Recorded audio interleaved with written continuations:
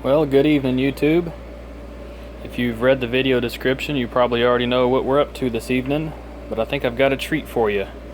Something that I don't think is out there on the web very much, at least not too many videos that I've seen. I've done some searching. I know Elvis Ammo has posted a couple videos of a 300 Blackout cast lead bullet, but there are very few of what I'm about to show you. I've got here the Lee 155 grain cast lead bullet 300 Blackout. I'm going to take you through the steps of how I reload it on my Dillon RL550 press. I'm going to start with the very beginning, the very basics. Here's my Lee mold.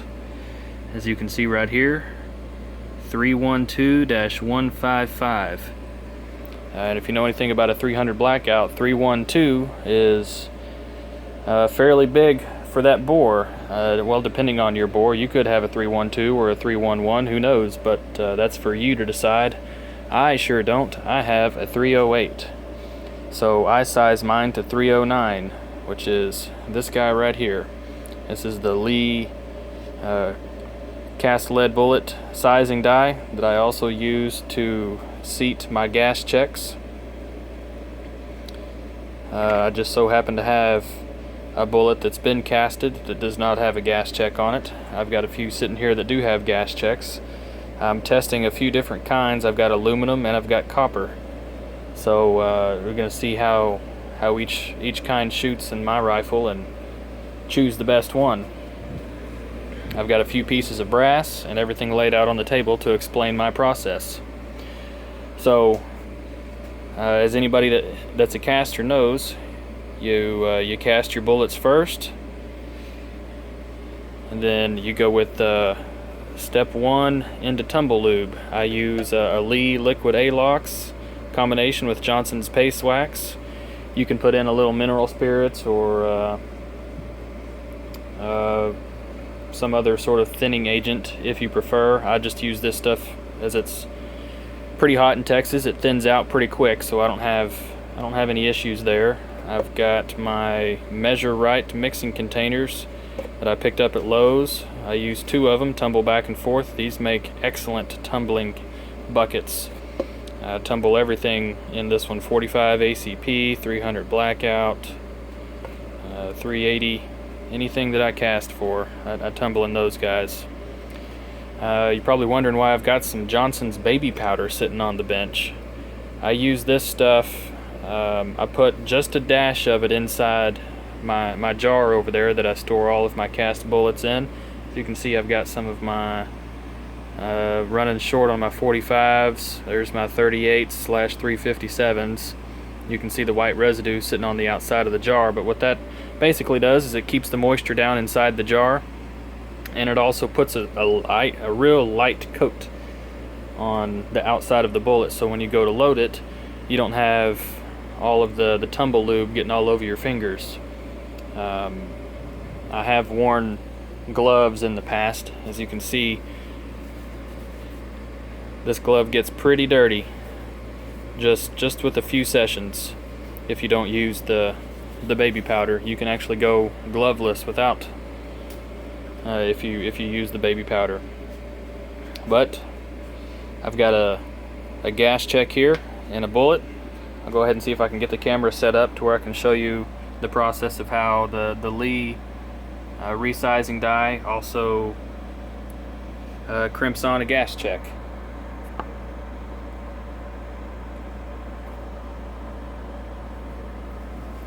So you take your gas check, you set it down on the ram, you set your bullet on top of it. I like to hold it because it doesn't set straight until you get it into the die, and then you just run it on through. The die is made to where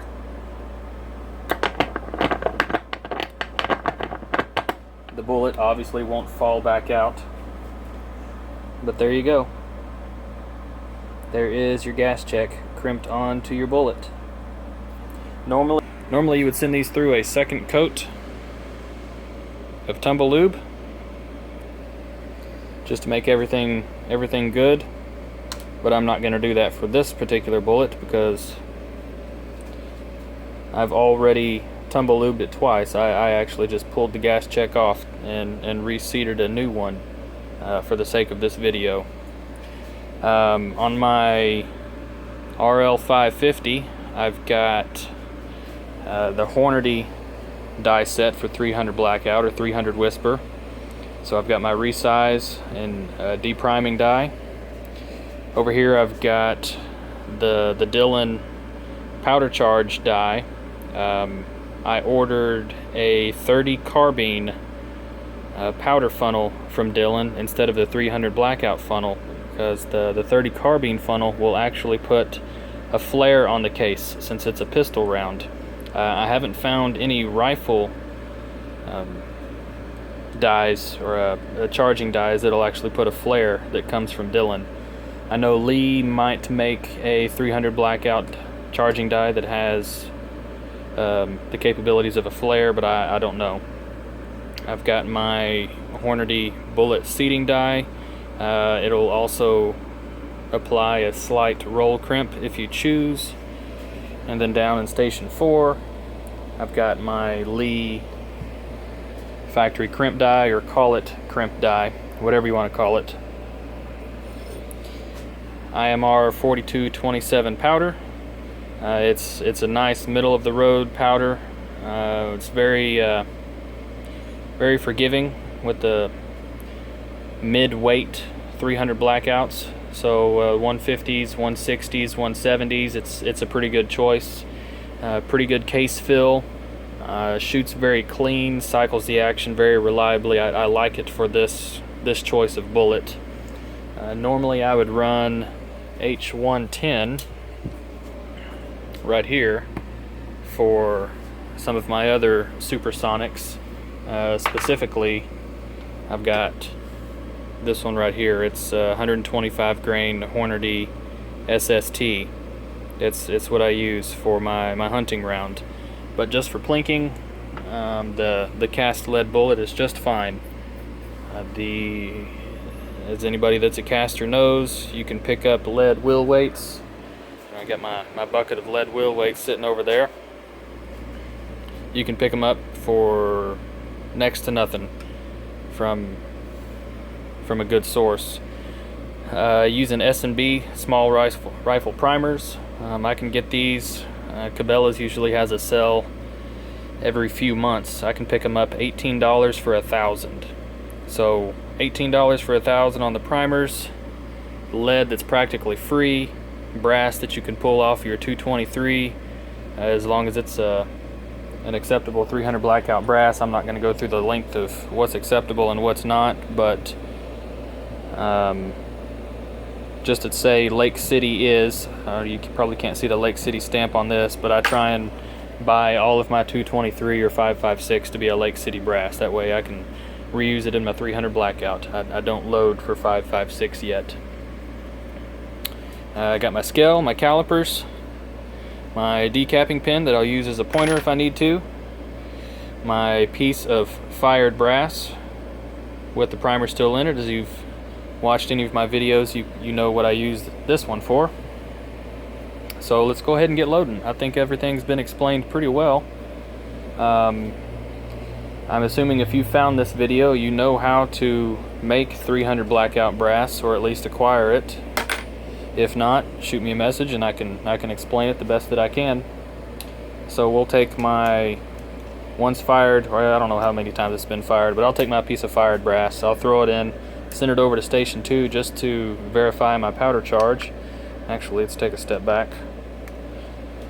and zero my scale out to that piece of brass.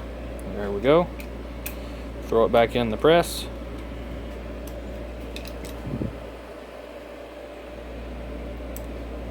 Throw a powder charge. Double check that we're ready to go.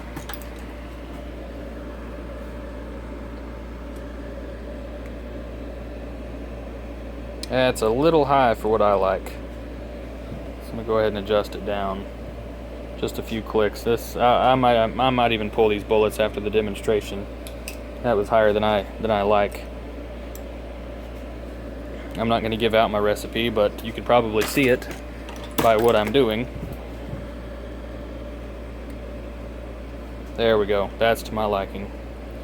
Normally I would run the press 10 times and take an average of the charge just to make sure that I'm getting a good setup, but I'm going to go ahead and call that one good. So we'll start out loading a few pieces of brass. Oh, by the way, if you didn't know, this is a rifle setup, so you do have to lube your cases before you're running through your sizing die. And since we're using a cast lead bullet, it's a good idea to chamfer the inside of the case mouth so you don't shave the lead. Let's see if I can get this camera to focus. There you go. You can see there's the shiny part versus the dull part, so you don't shave the lead off of your bullet and actually change the diameter of it as it's being seated into your case. So I have here Hornady one-shot and some Blaster silicone lubricant that I've been testing out. The last batch of 300 Blackout that I did, I used the Blaster silicone. I haven't had any issues with it so far, but I'm gonna let a few of them sit on the shelf for a while, see if I can get some of that lube to penetrate the primers and kill them. I've also got on the bench that chamfer tool, so if I need to hit a piece of brass, I can just pull the trigger on my cordless drill and take care of it. Let's go ahead and get loading. So as you saw yesterday, piece of brass into station 1, you run the press, seat a new primer, send it over to station 2. Let me put my pin back in, same thing that I did yesterday. Grab you another piece of brass, set in station 1, run the press,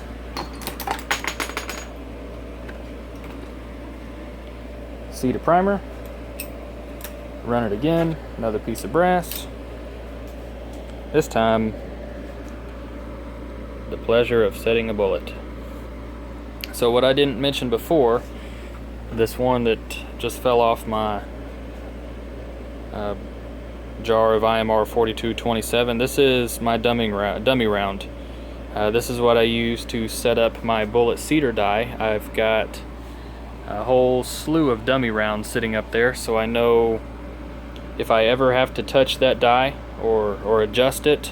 As you can see, there's no primer in there, there is no powder in there. All I did was seat a bullet and crimp it to the depth that I like. So anytime I switch bullets, because this bullet has a different seating depth or a different adjustment on the die rather than my 125 grain SSTs, which I have a dummy round of that one also. You just saw that. I set it into the press. First I back the die all the way out, set my bullet into the press, run the handle, and then screw the die down until it touches the bullet, and then you are set lickety split. You don't have to worry about all of these minute adjustments to get your case overall length back to where it was. Of course, you'll double check it on your first round with your calipers just to make sure that it is in the range that you want it to be.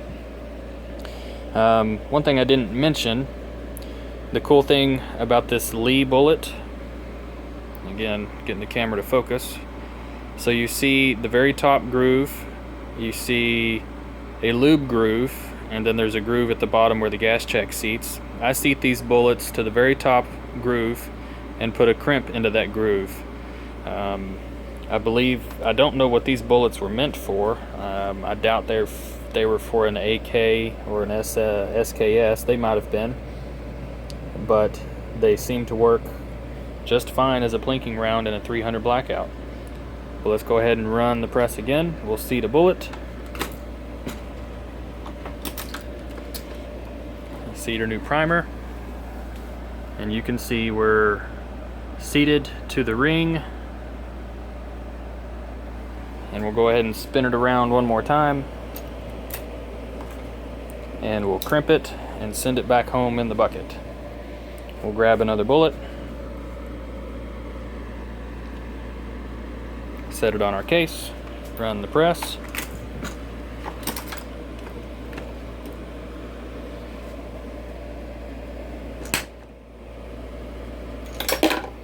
now we have a completed round. Not bad. Got our primer in there. Primer feels really good. The crimp feels really good.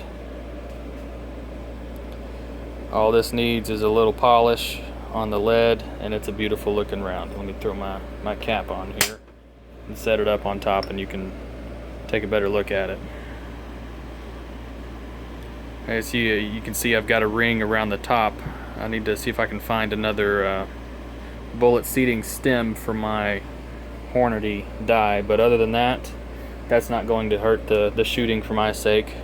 You know, these things group about 1 inch at 50 yards, about 2 inches at 100 yards, just for putting holes in paper and having fun. That is fine by me. One thing I didn't mention is when you're getting set up for the Dillon, rather, you don't have to buy the 300 Blackout caliber conversion kit specifically, since you're not going to use the charging die for the 300 Blackout. You'd use the 30 carbine. If you've got a 380 ACP or a 38 Super that you reload for, what I mean by caliber conversion kit is your loading plate and your pins that go in the press. So 380 ACP and 300 Blackout are essentially the same. But let me go ahead and throw another bullet in here. I'm going to take this last one out. Go ahead and seat that one.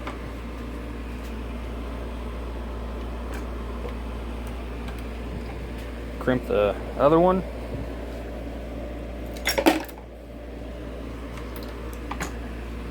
And I'll give you a pretty good shot of what the crimp looks like. So you can see how I've got my crimp set up. It's not quite squeezing the tar out of it, but it's a pretty good crimp. Doesn't take much on a lead bullet. I've got them sized to 309, so they're slightly larger than your typical 308 jacketed bullet that would go in here, so the neck tension is adequate to begin with. That's pretty much all I had for you. If you got any questions, feel free to shoot them over. I'll answer them to the best of my ability. Good luck and happy shooting.